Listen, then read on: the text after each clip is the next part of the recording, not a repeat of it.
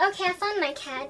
She's cool, but the rain is subsiding, but I still feel a lot more comfortable with her being inside. Stop scratching at my chair, please. Not that listen.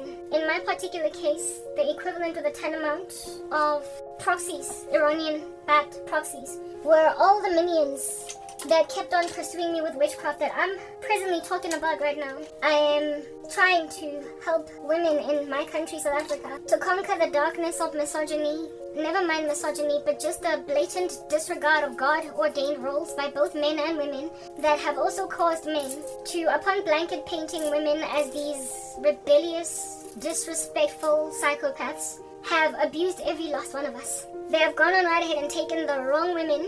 Not that any woman must be treated with derision, but they went and they grabbed women that have no qualms with honoring the patriarch, and they have banded us together with women they're mad at for being feministic and killed us all in one fell swoop. So they essentially raided innocent people's lives, grabbed innocent babies, put them in ovens, and then switched them on. And the retaliation by God in your ubiquitous attack on women in South Africa, including Karabo, who was innocent in this whole thing, is to eliminate your whole entire monolith, because it is, with great indiscretion, it is destructive to the country, and it has got a bone to pick with women, including women that don't have a bone to pick with men.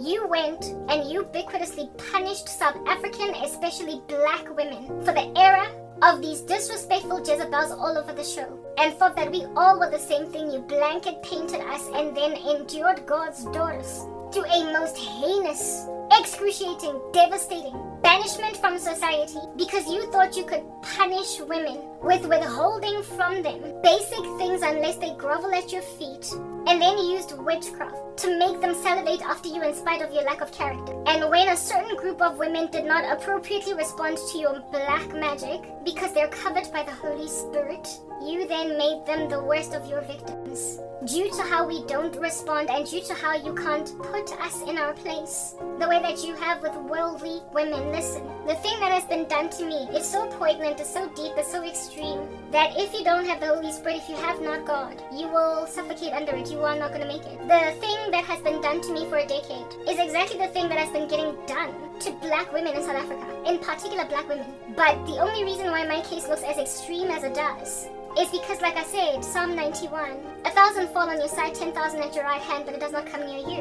In other words, what I'm getting at right now is that all their weapons, their witchcraft, all of their intention to put women in their place by decimating their virtue in order to make them be reduced to nothing but whores. A mindset of and taking a dainty, coy, sweet girl and just dangling a carrot in front of her, and then when she comes to eat, you then drop it on the ground on some, oh, you women deserve that. The way that these men so hate women, they went on a ubiquitous punishing mission against especially black women and dangled carrots of affection in our faces, and when then we were close enough to eat, dropped it on the floor and said, bark like a dog, and said, crawl like a dog, and said, who do you think you are? I told you, I get everything I want. And when Christians among us didn't, of course, respond to this crazy carrot dangled, they imagined us of them all especially arrogant. They looked at Christian girls, Christian women, as tough stains,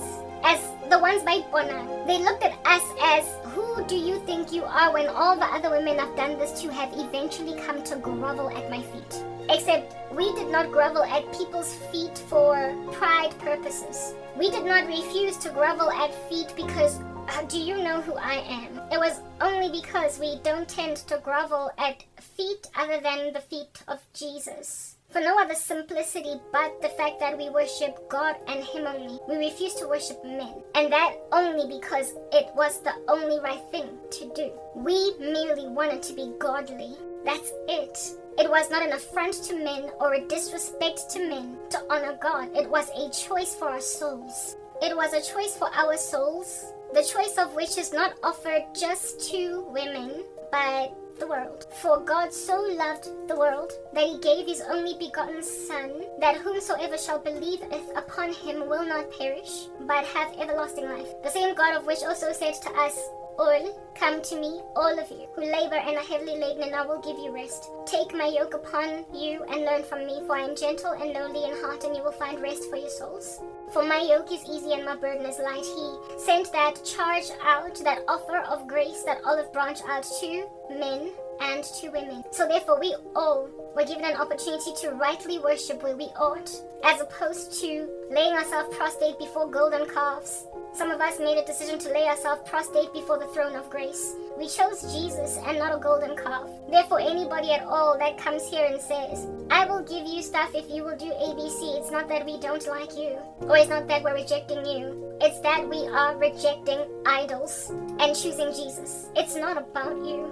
But you see, that's just the thing about narcissists. Everything will be about them. Even men and imposters deceiving and being deceived will thoroughly look at a woman refusing to sleep with them and think of it as a rejection of him, or some kind of an affront to his manhood, or some kind of pomp or arrogance or disrespect in jail. A woman not recognizing what her place is in society. A woman that is rejectful of the patriarchy or the strength of men or what God has given men to be on earth. You, as a narcissistic, misogynistic rando that is chauvinistic, that has already determined an ideal in your mind about how all women are, will look at a woman rejecting your advances when you throw money at them, when you throw comfort, opulence at them, and they reject you. You will always see this woman as a snob, because kaofela they've been made like that.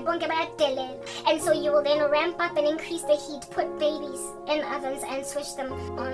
You will overkill. You will shoot people until it is impossible to identify them but for with their DNA. You will kill with all that hatred because you have established a deep hatred, a deep one, against a people, ignorantly so, as you've been taught a rhetoric since you were a child. You've been made a little gangster soldier with limited context or understanding, and so because you don't have understanding, you just hate ubiquitously a people group without really understanding where the source of that hatred came from. The source of which is not even so much Palestinian history or Philistinian history or even Israeli history, but the fact that we as human beings are born hating God, dead in trespasses and sins. And so therefore those people whom he has chosen for his own possession, necessarily then will the devil spur up in you who are sons of the devil to hate them too. So for the same reasons that Islam hates Israel, so too does the world hate disciples. It's not about us, don't you see? It's not about Karabo, or Leonard, or Peter, or Cassandra, or Lerato, the saint. It's about the fact that you hate Jesus. You hate your maker at enmity with him. From the time you came out of your mother's womb, you were bashing your fist against him. It stems from the fact that the God of this world, who blinds the minds of unbelievers, who is Satan, went straight to work as soon as you popped out of your mother's womb to tarry you from embracing the cross of Christ. And the fact that since the garden, there is a judgment on women to grovel at the feet of men no matter what, even when they don't make sense. And a judgment from Adam to rule her with an iron fist no matter what.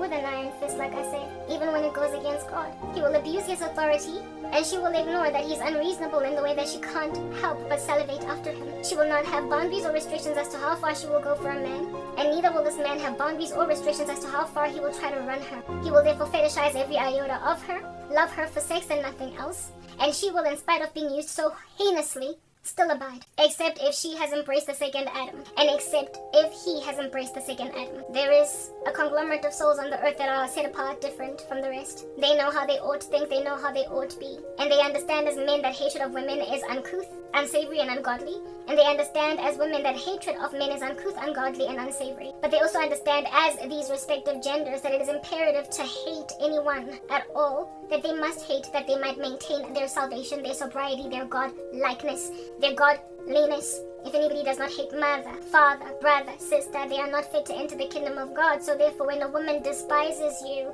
because you're ungodly, she does a holy thing. She does a righteous thing. She's not despising you purely because you're a man. She is despising you because you are, in particular, a very violently ungodly man. She must flee from you. And when she does that, it is not you she is resentful of. It is the fact that you are trying to rip her apart from the only thing that matters when she comes on earth. Love God. She has been born to worship no other, none other but the God of the universe. And when she makes that choice for him, it means she must hate you if you hate him. But you see, when you're self-invested, enveloped in your own ideal, having been ideologically trained to think a tarnished way, you will think every woman that rejects you is rejecting you because they hate manhood. How in the world can you reach any such conclusion as a sober mind? How any man can in their sober minds reach a conclusion that women hate men when even the most accomplished of women, staunch, strong, hard-knock feminists, crazy blowing steam on the top of a mountain, lamenting against how men ain't jack, woman can easily, like as in,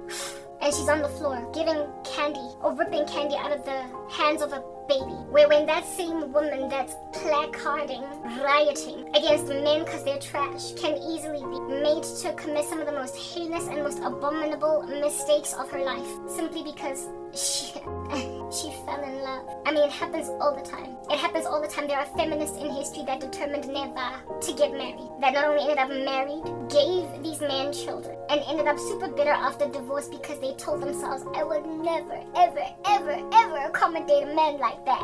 And then one sweeps her off her feet and look at her get married to the very thing she said she would never do.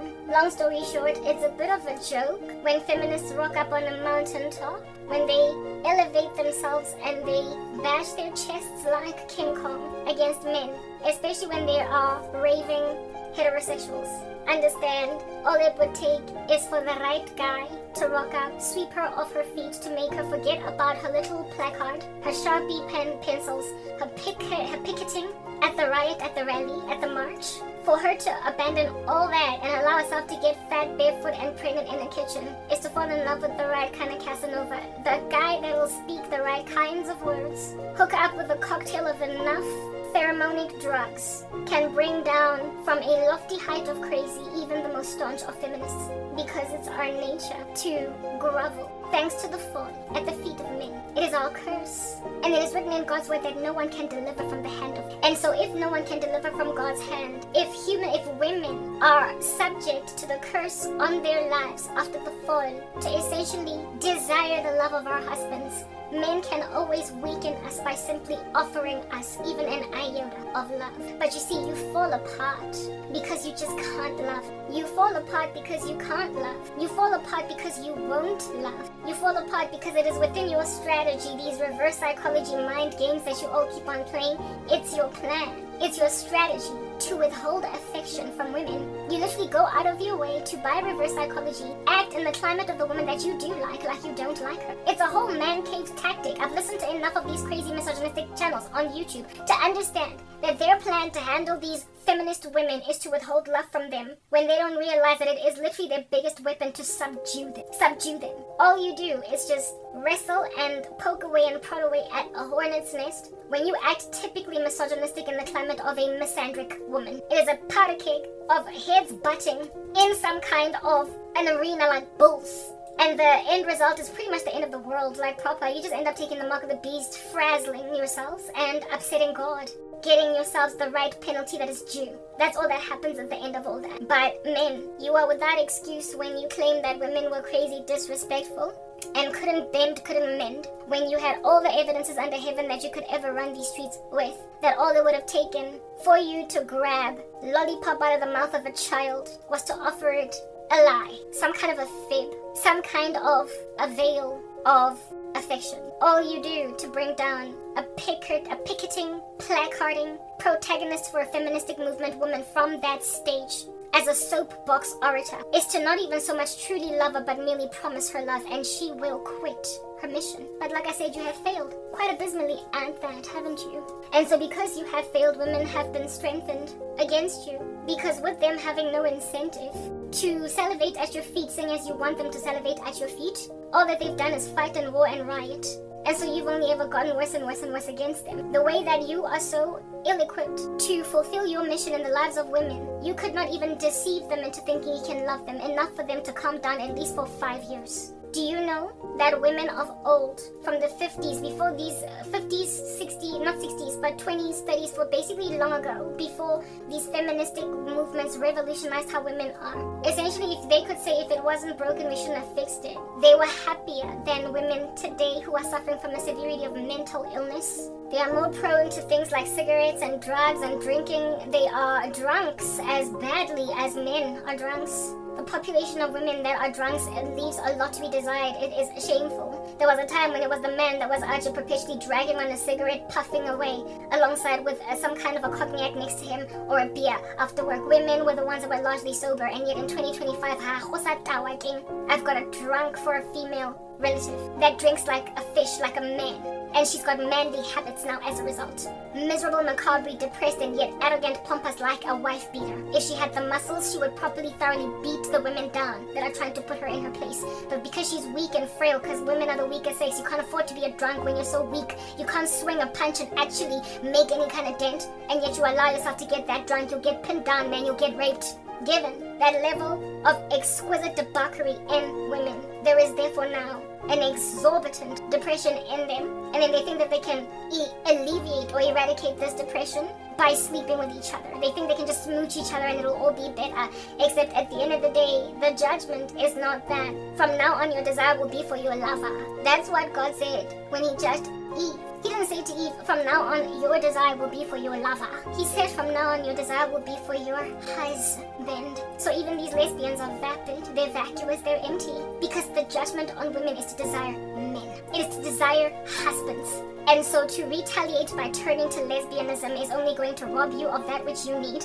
And your response is going to be an attempt to recruit more and more women to smooch other women, and show that you don't need men to a point of not needing their piping, even though you can't make a baby without it. It's just a self-deceit coursing through the veins of society, and women are trying to convince themselves that they can survive without men because men are unloving, and men think that they can survive without women because women are disrespectful, when the solution to this would be for, if you just loved them, they would straighten up and fly right. They would conquer and overcome their gangster belief that they don't need you, and their feminism would simmer down. Similarly to women, if you merely just respected your roles under men, they would stop being so gangster violent against you. They would stop using their muscles and everything to pin you down on the ground, have your body by force, or kill you in the worst case scenario. They would also not see it need, fit, nor necessary to punish you with that which is their material girth, because they tend to have more than you.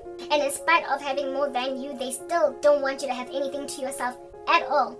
Cause of the misogyny you induced in them, right? Yeah, men are still by far, and that's never gonna change. I said that in my other videos. The stronger ones materially between us all. With all of these fights that we are rioting up and down, picketing in corporate South Africa to try and earn the same salaries as them, we then have, listen to this, right? It's quite brazen. Our particular country, I can speak for South Africa, I don't know about international markets, but in this country, largely under corporate governance in our companies, I can't really say that it's a state law more than it is an organizational company law. There tends to be a whole rule that if at all you divulge, spill, as with beans on the table, your salary to other employees, you literally could face disciplinary action and get fired. People are not allowed to share their salaries. They're not allowed to say that I earn 50K, how much do you earn? Like, I'll show you yours, you show me mine. Like little children suffering from the phallic phase of childhood development under Freud. I'll show you yours if you show me mine. They're not supposed to say that. You're not supposed to share your salaries with each other. Precisely because nobody is interested in being equitable and fair now, are they? Men are still earning way more than us. And when you get to corporate, you can't make like the phallic stage, suffering from penis envy and castration anxiety respectively, asking boys to show you theirs in order for you to show them yours. You can't show them your salaries. Same way that they can't show you theirs because of the fact that it is maintained patriarchally. They want to still earn more money than you because it's the curse. Like literally no one can deliver from the hand of God. No one can deliver from the hand of God, such that within corporate governance in my particular country, that is South Africa, it is illegal, it is wrong. You could get fired, disciplinary action, get some kind of a letter, a warning of sorts, if you show people your salary, because they want to maintain men earning more than women. The country, corporate governance will have it that way. Adam will lord it over Eve with an iron fist. And Eve will long for her husband. The Lord will never ever allow for any societal structure to overwhelm the material strength of men above women. He will never allow any matriarchal society to take over the world. He will never allow, it's not his plan. He himself is the Godhead, which is male. It's masculine. God made man in his own image. His. Male and female, he created them. Do you understand? He is a patriarch. The Godhead has no women. It is the Holy Spirit, man. Son, man. Father, man. And so therefore man necessarily must be the head, and he was made first. Anyone trying to reverse that dreamer, it's never gonna give. The Lord God Almighty, with his omnipotence, in employing providence on the planet, will organize things in such a way so as to ascertain this machine maintains strength of resources in the patriarchy. So women, you will perpetually, if at all you don't just submit under this, like just take it in your stride, you will perpetually be frustrated by the fact that men will always have more money than you. Men will always be better able to protect you even though you are trying everything in your power to act as if though you can totally bring a country to victory in war by being a soldier. You will always need an army made up of majority men, seeing as you insist these days on having women in the army. You cannot have a military that's got 50-50 women and men, because you are literally setting that country up for failure. You are setting that nation up to be obliterated by its enemy. No country's president is in their right mind to allow diversity, equity, and inclusion in the freaking army, and that's why Joe Biden did not make sense in America. Because if you insist on bringing namby-pamby men who are riddled with hormones that are acting like women into the army, and also if you insist on populating enemy lines, populating front lines, with women, you will lose. If at all they are taken in as prisoners of war, crimes against humanity are going to happen. They're going to get raped. They are going to make for very difficult bargaining chips. They are going to get treated very differently from male prisoners of war. It just doesn't make sense, like proper.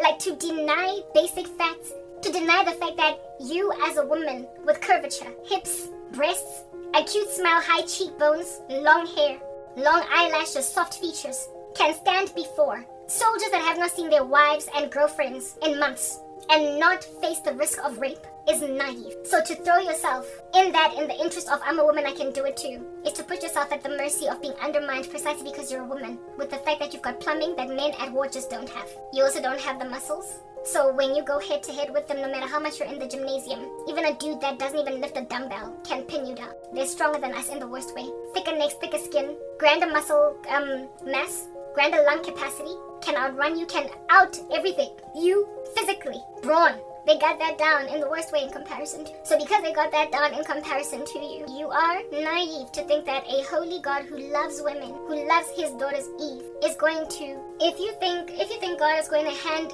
ubiquitously and comprehensively Eve over, Earth's Eve over, to the irresponsible Eve that is denying how they're made, very foundationally, who God made them to be. The rest of the women on Earth, essentially, that aren't as crazy as these crazy women. If you think God is going to subject all of us that admit that I don't want to go to war, I don't. I don't. The rest of us who admit that I want a man, a strong man, to have my back, who admit that my softer voice, frankly, if at all I can't shout loud enough on a podium to get heard, I would love for somebody to help me along with their bassy voice. The rest of us that admit our roles and are cool to just be girls, to think that a holy God is going to subject the rest of the women who are still thinking like this to the tyranny of the ones who want to be boys. You're naive. You are Sodom. And like Romans 1, you're going to be headed over to your reprobate mind. Your folly is going to ultimately be clear to everybody. But before you get rained fire and brimstone on your heads, you are going to subject the rest of us to the tyranny of walking around butch like women, like men, even though you're women, and walking around effeminate as men, even though you are supposed to be bigger than that. The Lord is not going to hand a society full of exhausted souls that are tired with people denying who they've been made to be over to the tyranny of a section of society that is in violent denial about facts. So, abusive men, you are babies, you are like children, you have dropped the ball ever so violently, and because you're like kids, listen up. The Lord has been giving me extreme warnings, alright? Women are in danger at the hands of primary school boys. If you've been a child for any amount of time, some time ago, you will remember boys that had no scruples in your school, that did not have better manners, that were not trained a little bit better by parents at home, that did not have a kindness and a sweetness to them. How, especially when you're in primary school, how avoided they were by girls. You will remember those boys that were rough, that pushed girls on the school playground, had no regard for the fact that she's a girl. Don't do that. Not all little boys were like that. Listen, kids can be mean, okay? And kids can be dangerous and ridiculous Do you understand? But there are kids that are so unhinged that they're just frankly dangerous for everybody. Remember when you were in school, there were some boys, if you're a girl, maybe even if you're a boy, but largely girls would be able to relate. There were some boys that were just no-go zones because they were just violent. They were quick to shove, quick to push, quick to hit. They didn't speak kindly to girls. They had a rough edge about them, and it was easy for them to hit a girl, like easy. They did not tiptoe around girls. They did not have that inbuilt sense of decorum around women that men must be cultured to acquire. When you grow up in a certain ecosystem upon observing how girls are treated, and also when men train you up rightly, and also women, you don't just carelessly act in the climate of girls like that. But there were boys in school that were frankly kind of dangerous. I personally have been punched in the gut when I was in grade 5, standard 3, by a boy that got irritated with me. I can't even remember what I was doing, what I was saying, whether I was teasing him, but he punched me so hard in my stomach that for the first time in my life I understood why in the movies when people get punched they just open their mouths and just basically roll around on the floor, appearing to have I couldn't breathe, like the wind was kicked out of me. I knew what it was like. I know what it's like to be punched in the stomach. Because of that boy, I've never been punched since. I've never been hurt like that ever since. But that boy left me unable to breathe for a couple of minutes, and I could not minutes, but like about a minute, I couldn't breathe properly. I couldn't inhale or exhale. But he was one of those kids, those boy children, that he could actually bring a knife to school and kill another boy or even a girl if he feels some kind of way. Not all kids are unhinged like that. They're not just these wild animals that can jump, that have no self-control in the wilderness, just doing whatever they want, moving from tree to tree like an ape. Kids do have a sense of morality in them. They have a sense of right and wrong, a sense of guilt. They have a sense of fear of consequences, of ramifications. They do have that in them. Thank God they're not all just beastly, but there are some children that are unhinged. They're unhinged enough to be a danger in schools, to other children, to teachers, to girls. And you don't want a boy like this hitting on you. You don't want a boy like this having a crush on you. You don't want that. They don't make up the majority of young kids, but just one is enough to cause a great deal of havoc in the school. Yeah, the men that are doing this to women are like those boys in school. They can just kill a fellow student, yo, and then go home and sleep and wait for the police. Like, hey, yo, it's just.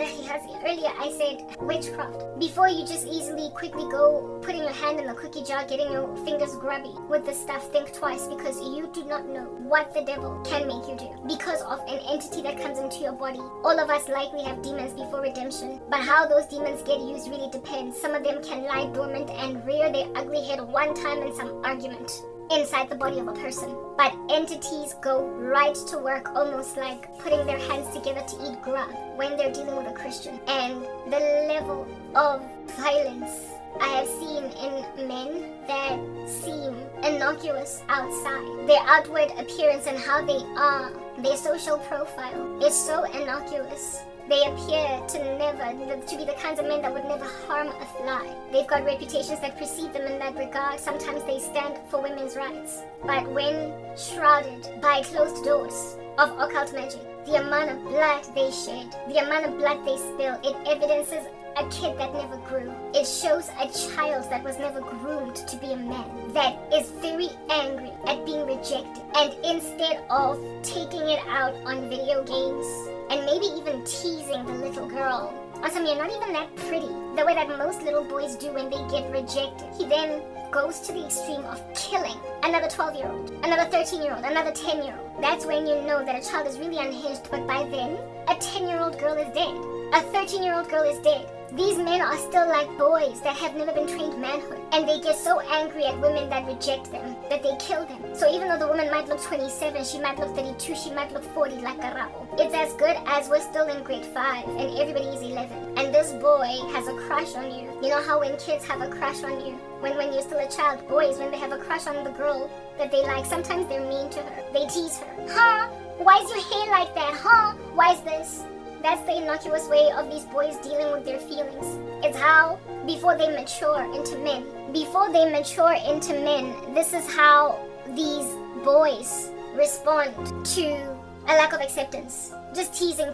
But as time progresses, this should happen. This should happen as a kid is growing. When they become teenagers, when they become young men, they should now grab that rejection and funnel it through maturity. In that you don't just get to push the girl on the school playground that you have a crush on to evidence that you like her. I've had a boy when I was a little girl paint my new Christmas skirt with yellow paint because there were construction working where he stayed. And that was apparently an act of evidence of affection. Because when you're that young, you apparently allegedly can't act on your feelings because you're still too young and it's taboo and it's frowned upon for you to be engaging in romantic relations as a boy or a girl. Girls tend to therefore respond to crushes they have on little boys by saying ew, and boys respond to crushes they have on little girls by teasing them, shoving them, pushing them, taking their pencils, annoying them, putting things in their hair, pea shooting them in class. They will tend to pea shoot the girl they have a crush on, irritate the living daylights out of her as a means to make war with the feelings they have within. But then they become teenagers. They enter into puberty, they become adolescents. And that is when it is apparently okay to start dating. They then start doing things like sending you a letter, hey, I like you, I have a crush on you. That's when they start experimenting with dating. So essentially all that pent-up emotion, all that pent-up crush that they have as a 6-year-old, now as a 14-year-old, they are brave enough to be like, hey, do you want to go to the dance with me? Hey, do you want to go get a movie? Hey, do you want to whatever? So they start to become men. They start to learn how to deal with feelings for girls. The appropriate response to a girl you like is to treat her kindly. Be nice so as to increase your chances of her agreeing to be with you. So they start asking girls out instead of, I have a crush on you, so I'm gonna push you. I have a crush on you, so I'm going to pea shoot. I have a crush on you, so I'm going to paint your skirt. That's a natural progression. It's a healthy one, where a boy goes from teasing the girl he likes to actually asking her to go to the movies. And it's supposed to progress from there as they get older. It's supposed to get even better. They're supposed to become even more manly with their feelings. Now, they go and they grab that crush and they make it something very important, like dilobolo, manobolo. I marry you. We're gonna go and have children. I want you to be in my life for the rest of my days. You're the one I have chosen. And then they go into the sunset. That's how they're supposed to graduate. But somebody that is stuck in childhood, that is upset that they did not get reciprocated to romantically, kills. They're still children. Earlier, I spoke about how it is that when the devil infiltrates a person into your life that is not of God, he will invest these character flaws in them, in your life to frustrate you. They will sow discord. They will concoct machinations. They'll separate you. Proverbs 6, where is it, 1960. They will be arrogant, pass you reverse psychology shade, so they are not going to be upfront with their feelings. They are not going to be prepared. Frankly, we're dealing with a bunch of children, okay?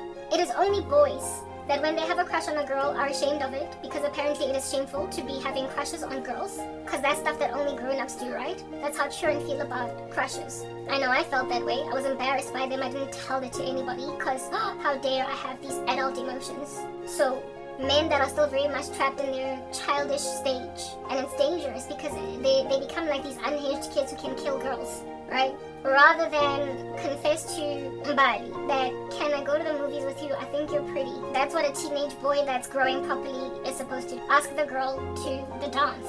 Ask the girl to the bicycle. These ones teach each other even from high school space, which is why Andrew Tate is such a freaking big problem to the youth, okay? Misogynistic men like those that are still children, however, with the outward appearance of looking like men, are just dangerous for the developing man and for developed men, for grown men. They basically maintain a fixation on some childhood stage and so cause just a violence against women. A little boy that has a crush on a girl because he's ashamed of it will be proud about that crush, right? Reverse psychology in a grown man is how they show interest in a woman. We are supposed to apparently read into it or whatever.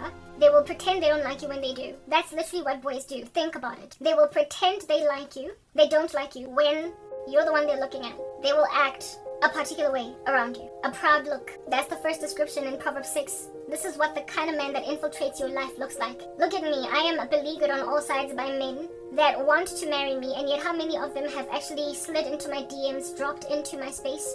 How many of them have actually tried to vocalize that they think I'm pretty, I'm beautiful, I'm intriguing, I'm this, I'm that, nothing. Instead, they want to bring me to such a lowly position, a place of groveling and begging, that I will take whatever comes my way when it finally presents itself. This is the position that I'm finding myself in today, and I'm trying to warn women against it. Yeah, I have to keep on waiting for my phone to charge because the battery is just dying and dying. I don't know what's going on. Anyway, yeah, the first one over here is a proud look. So they're too arrogant to admit that they like you. When the first thing that Adam did when he saw Eve was confess that that this at last is bone of his bone and flesh of my flesh. So a guy that doesn't want to tell you his feelings up front, that you have to pull out a confession of the height of his adoration for you, is a dangerous man. It's a dangerous man. A man that withholds affection is not withholding it because he's shy to tell you he loves you. He's withholding it because he is putting you in your place by not telling you that he loves you. It is a curse from Adam that he wants to lord it over you with an iron fist, and so in so doing he is withholding affection. A man that is on that determined, spiteful mission to not let you see that he is all that into you, especially in the beginning stages of your courtship. If he is dishonest about his feelings, he's like a boy, he's a child, and in particular one that's quite passive aggressive pertaining women. It will mushroom, it will burgeon, it will graduate to aggression, and in worst case scenarios, aggression graduates to murder. I am a survivor of multiple attempted murder, human sacrifice rituals on my back, from men that did not even so much as write me an email, just by mere virtue of listening to everything that I say, concluded that I would definitely reject them over a season of knowing them, tried to change my mind using witchcraft when it didn't work. They did that which an unhinged child who has got some screw loose would do to a girl that he has a crush on that doesn't want. He could kill her, leave her in a ditch, go home and then sleep. I watched a show that I wish I hadn't watched on Netflix because I was just curious about it when the previews were playing. I wish I didn't watch it because it's my story, and it just hit so close to home that I was bereft the whole time, and it sat on me like a bad taste in my mouth. And secondly, I wish I didn't watch it because it was just full of profanity, and every so often I grieve the Holy Spirit and ride it through shows like this. The name of the show is Adolescence.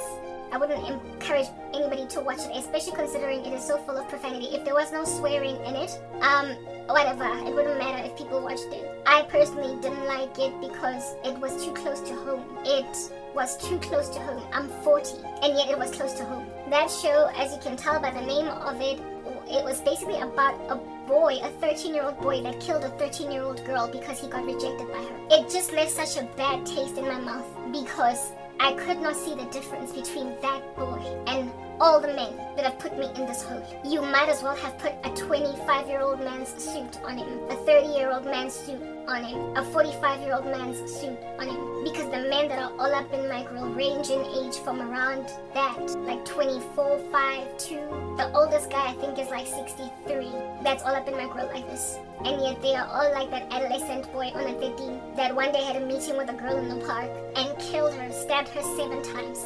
That amount of wrath coming out of a child, you'd wonder what's going on over there. But you see, there are men who are stuck in that kind of grain, who feel rejected by women. And unlike most boys, who take it out by being mean and pea shooting and maybe gossiping the girl, they go to the extreme of murder. And occult magic has enabled these adolescents in the bodies of middle-aged men to kill remotely. Some of these men have literally got a trail of cadavers behind them. Women who look like they committed suicide. Women who got into car accidents. Women who lost everything, their careers, like as in she got unraveled from society, unstitched, because a guy wanted to show her where to get off.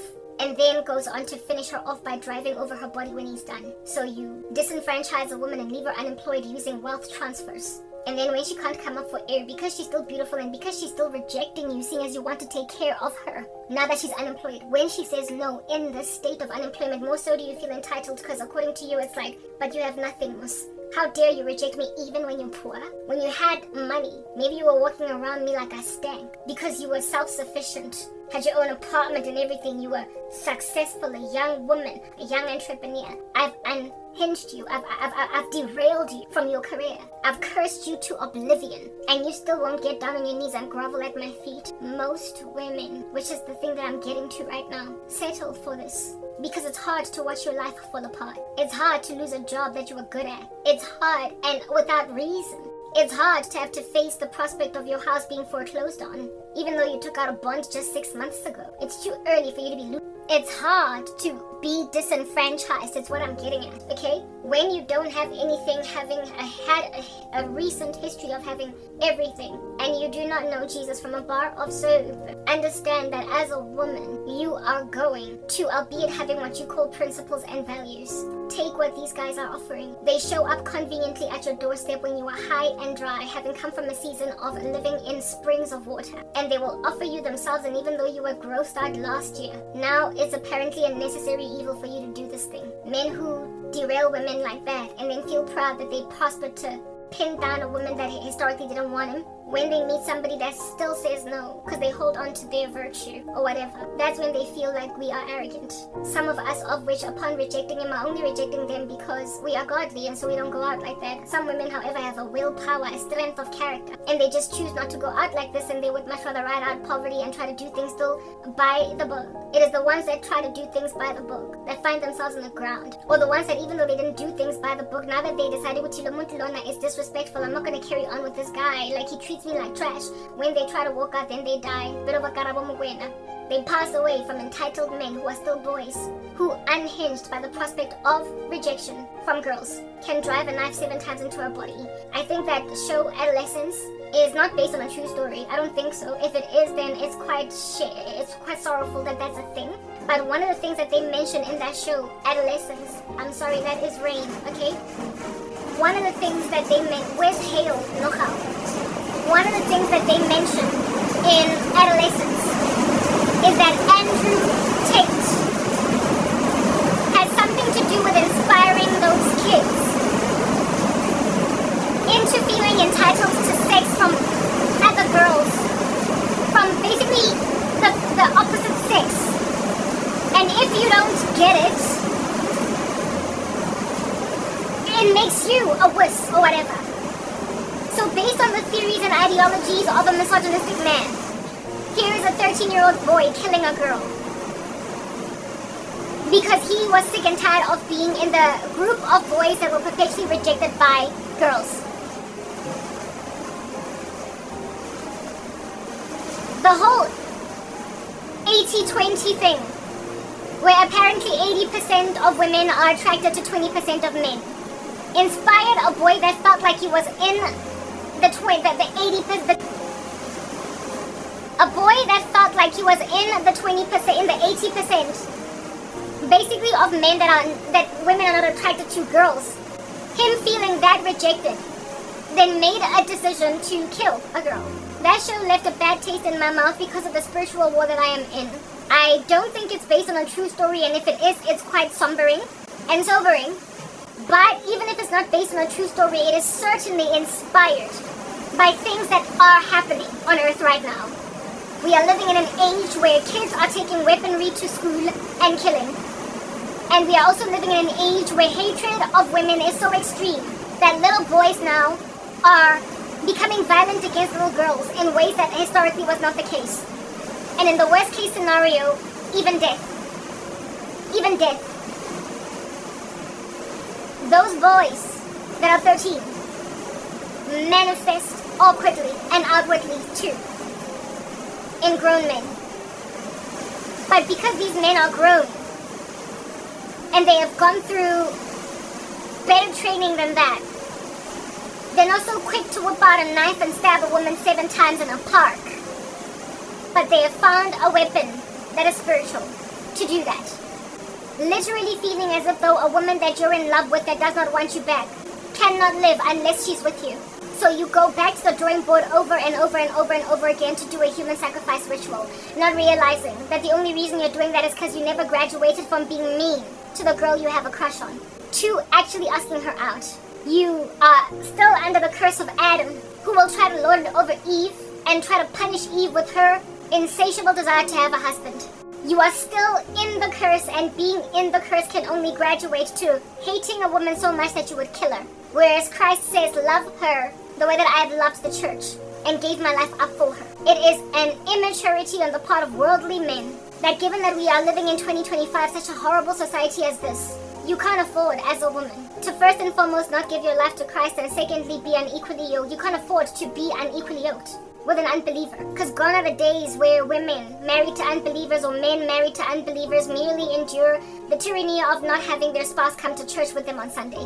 The tyranny of struggling to figure out how our children are going to be raised. Under what precepts, what values are we going to pass down to them? Gone are the days of disagreeing concerning theology. The one is an atheist, the one is a believer. But that's about it. You can still rest in the same... Yeah, gone are the days when now you and your unbelieving spouse can still be largely at peace, but hey, don't talk about religion because then somebody's going to be driven up the wall, right? Where a woman just goes to church on Sunday and goes to church, goes to Bible study, crank out, you're not outside, just relax. The rain is not devastating to you in here, I promise. Gone are the days when that's like a whole thing.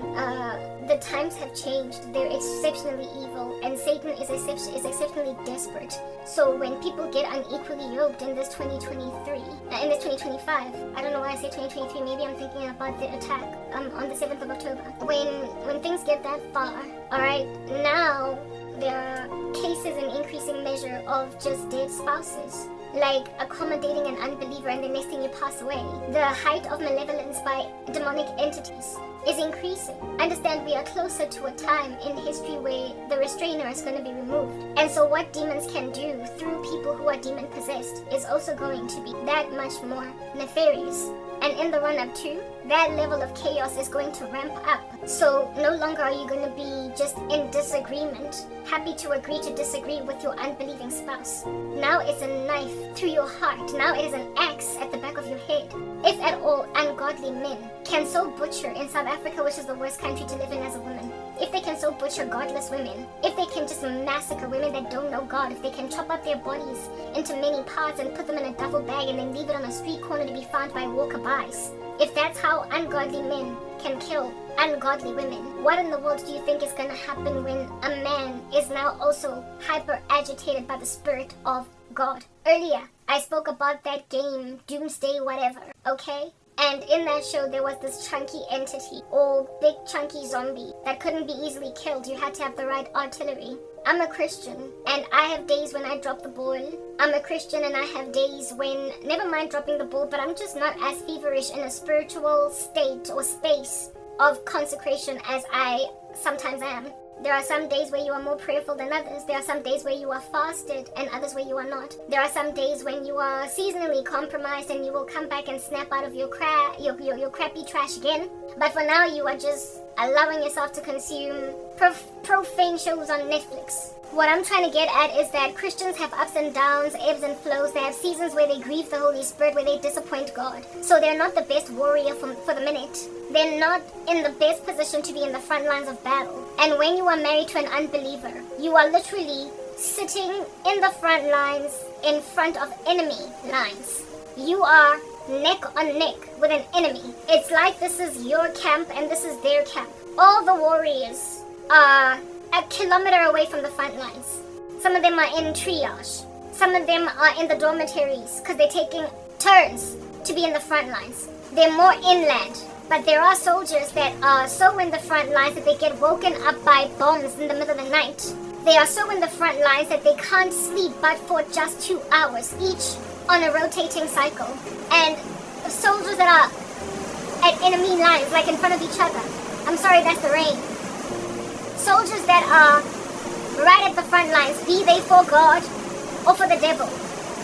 There is always a potential for them to break out into a war strategy, to unleash a live round. Soldiers that are 3 kilometers away from the front lines can sleep for 8 hours in a night successfully because the fighting is happening somewhere else. But these soldiers are with one eye open, and even then they sleep taking turns, they rotate. The same thing is true for the soldiers of Satan or of the enemy. The ones who are closest to the fighting are always just unleashing rounds, and they sleep for 2-hour periods and wake up, and they can never have a full 8 hours a day, sleep cycle. They're always ready, therefore, to unleash a round from their weaponry. They're always ready to fire from the tank. They're always ready to throw a bomb, a hand grenade, a nuke, and a gun, shoot. They're machine guns. Being always ready does not mean that they will unleash that round, but it means that they can at any time. The same is true of godly soldiers right next to ungodly soldiers. In other words, soldiers of Satan versus soldiers of God. Those who are on the outskirts can afford to chill for a minute. The ones here must always be alert. And when you are in a marriage to an unbeliever, you are automatically, whether you like it or not, at the front lines. Automatically, you are placed there by mere virtue of being in the same house as the enemy.